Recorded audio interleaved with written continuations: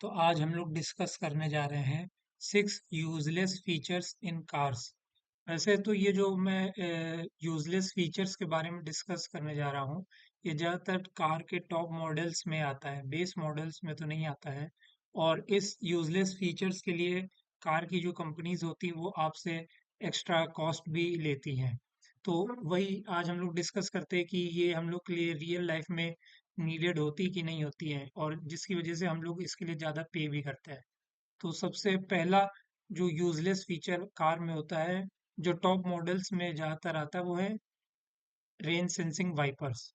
तो rain sensing wipers का real जो फंक्शन होता है ये होता है कि जैसे जब आप कार को ड्राइव कर रहे हैं और एकदम से जब अगर रेन होने लग जाए, तो ये जो वाइपर होते हैं वो ऑटोमेटिकली ही फंक्शन हो जाते हैं। तो ऐसा तो कोई ये कोई बहुत बड़ी चीज़ नहीं है। अगर जैसे आम तौर पे भी अगर हम लोग कार को ड्राइव करते हैं, अगर रेन स्टार्ट हो जाती है, तो उसके जो लीवर्स होते हैं उस लेफ्ट साइड में होते हैं, उसको तो हम लोग तुरंत एक्टिव करके रेन वाइपर्स चला सकते हैं। तो इस ऑटोमेटिक रेन वाइपर या रेन सेंसिंग वाइपर्स का मतलब क्या होता है? इसका तो देखिए, अगर अगर हम लोग इसमें टेक्नोलॉजी की बात करें, तो ये तो रेन सेंसिंग वाइपर्स हो गए। और ये जो एक्टिव होते हैं वो इधर एक डिवाइस होती है जो विंड शील्ड पे सबसे टॉप पे एकदम सेंटर पे लगी होती है। ये जो डिवाइस होती है, ये क्या करती है, ये इंफ्रारेड रेस को एमिट करती रहती है। वैसे तो जब नॉर्मल ओपन डे होता है, जब सनी डे होता है, तो ये इंफ्रारेड रेस एमिट होती रहती है, रिफ्लेक्ट बैक नहीं हो पाती, क्योंकि कोई सब्सटेंस नहीं होता है एटमॉस्फेयर पे जो इसे रिफ्लेक्ट बैक करे। लेकिन जब बारिश होती है, तो उसकी जो रेन ड्रॉप्स होती हैं वो जब विंड स्क्रीन पे गिरती है, तो ये जो इंफ्रारेड वेव्स जो इस डिवाइस से निकलती हैं, वो उस ड्रॉप से रिफ्लेक्ट होके वापस इस डिवाइस पे आती है, जिससे जो डिवाइस होती है वो डिटेक्ट कर लेती है कि रेन स्टार्ट हो गई है। और उसकी वजह से फिर वो ये रेन सेंसिंग वाइपर्स को एक्टिव कर देती है। और वहीं पे अगर देखा जाए, अगर रेन की स्पीड ज़्यादा तेज है, तो ज़्यादा तेजी से जो इंफ्रारेड रेज है वो वापस रिफ्लेक्ट बैक होंगी इस डिवाइस पे, जिसकी वजह से ये रेन सेंसिंग वाइपर्स होते हैं वो अपनी स्पीड को भी अपने हिसाब से तेज या धीमे कर लेती है। ये तो फिर मतलब नॉर्मल सी चीज है, इसको तो अगर हम लोग चाहें तो अपने हिसाब से भी धीमा या तेज कर सकते हैं स्पीड इसकी। तो इसके लिए हम लोग एक्स्ट्रा कॉस्ट क्यों दें? तो ये भी एक पहला एक यूजलेस फीचर हो गया। दूसरा यूजलेस फीचर होता है ये हेड अप डिस्प्ले।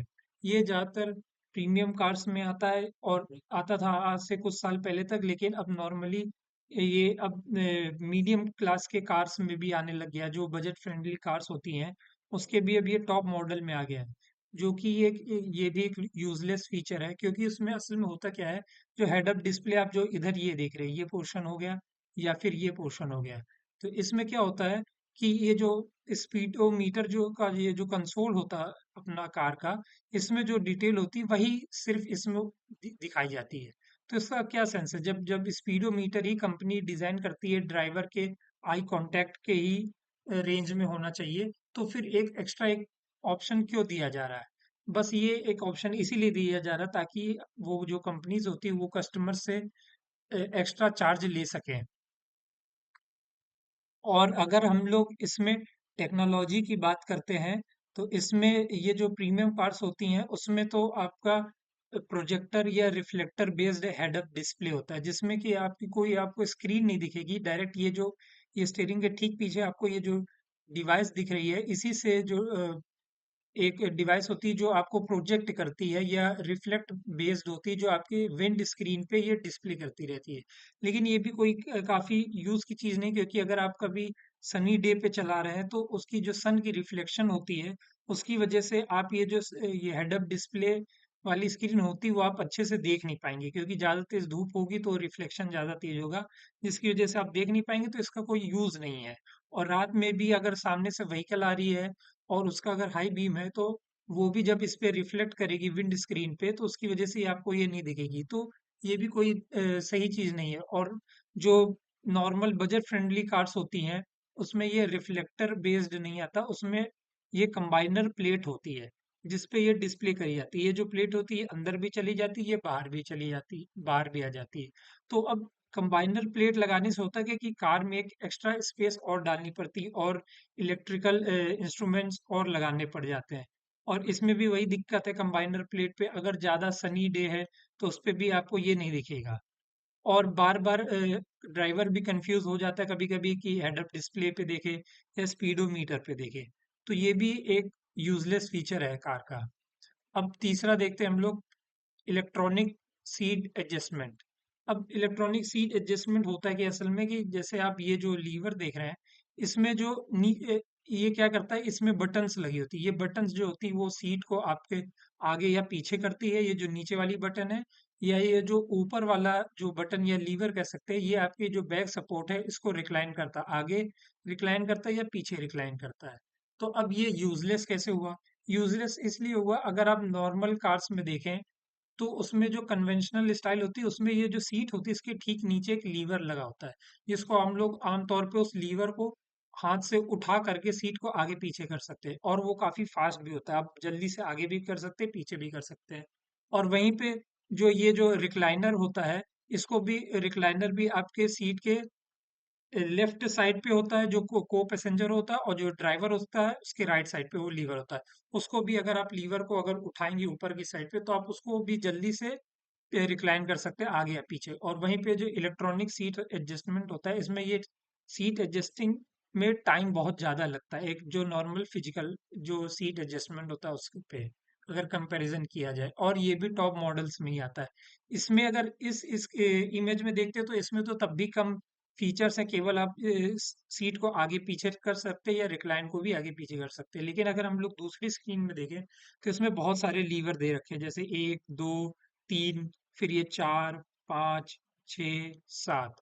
तो अब ये 7 लीवर अगर जैसे जब ड्राइवर ड्राइविंग कंडीशन पे कार को चला रहा है तो इसमें ड्राइवर कंफ्यूज हो जाएगा कि कौन सी बटन दबाए। अगर वो गलती से कोई बटन दबा देता है, जैसे अगर मान लीजिए उसे सीट को आगे पीछे करना है, उसकी जगह वो और कोई बटन दबा देता है, तो उसके ड्राइविंग में भी दिक्कत आएगी, और हो सकता है कि उससे कार रो करके सीट को एडजस्ट करना पड़े।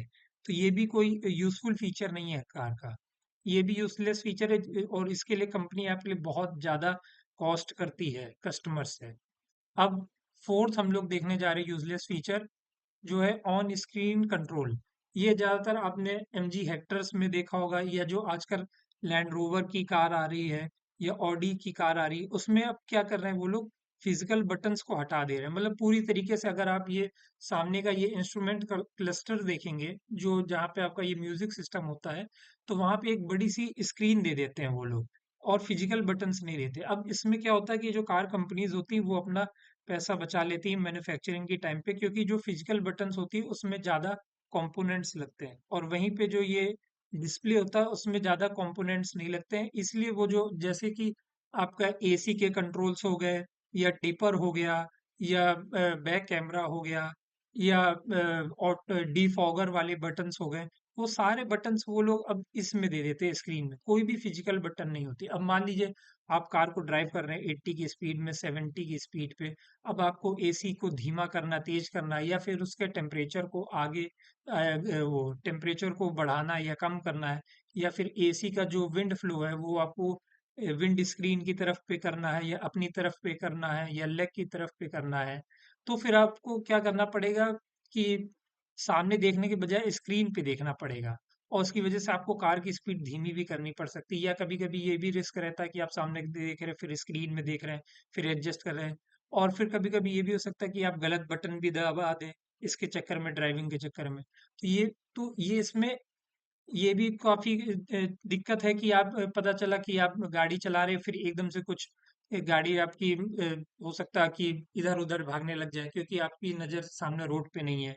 तो ये काफी यूजलेस फीचर। उसकी जगह पे अगर आप ये राइट साइड पे देखिए तो इसमें देखिए सारे फिजिकल बटन्स दे रखे हैं, नॉब दे रखी एसी के लिए, डिपर के लिए भी बटन दे रखी है, डीफॉगर के लिए भी बटन दे रखी, और ये म्यूजिक सिस्टम है। तो ये सही रहता है। इसमें क्या रहता है कि जो ड्राइवर होता है उसके रिफ्लेक्स एक्शन इतने अच्छे हो जाते हैं कि उसे याद रहता है कि कौन सी बटन कब दबानी है, और किस नंबर पे वो बटन होगी। तो उसमें क्या रहता है कि ड्राइवर सामने भी देखता रहता है, और इधर बटन्स की देखने बिना बटन को देखे ही वो ऑपरेट कर सकता है। तो इसलिए ये फिजिकल बटन्स ज्यादा सही होती हैं on comparison to non physical buttons जो कि स्क्रीन में होती है। अब हम लोग फिफ्थ यूजलेस फीचर देखने जा रहे हैं, dual zone climate climate control AC.